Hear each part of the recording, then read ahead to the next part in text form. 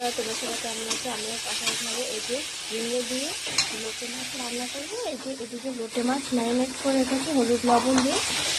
এবার এটা দিয়ে লোটে মাছটিকে রান্না করবো। মধ্যে সব রকম মশলা মিক্স করে আমি ম্যারিনেট করে নিয়েছি। এখানে রসুন, পেঁয়াজ, আদা সব কিছু দিয়ে ম্যারিনেট করেছি। এবার মশলাটাকে আমি একটু দিয়ে দেবো।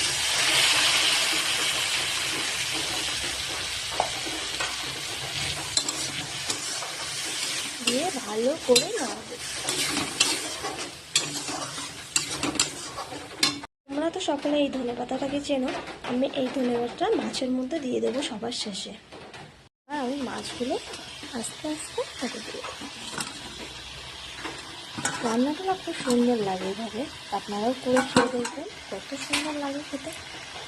ধনেপাতাটা ভালো করে কষাবো।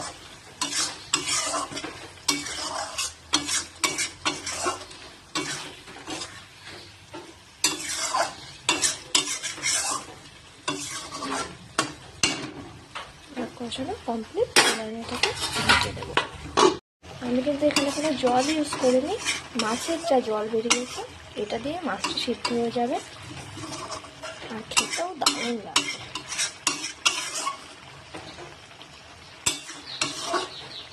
এবার আমি দিয়ে দেবো সেই কুচানো ধনেপাতা। এটা গন্ধটা তো সেই লাগে আমার কাছে, জানি না আপনাদের কাছে কেমন লাগে।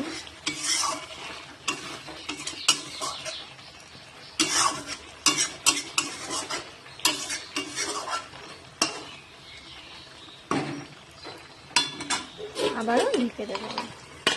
এদিকে আমাদের লোটে মাছের তরকারি রেডি। ওহ সেই লোটে মাছের তরকারি রেডি। ওহ সেই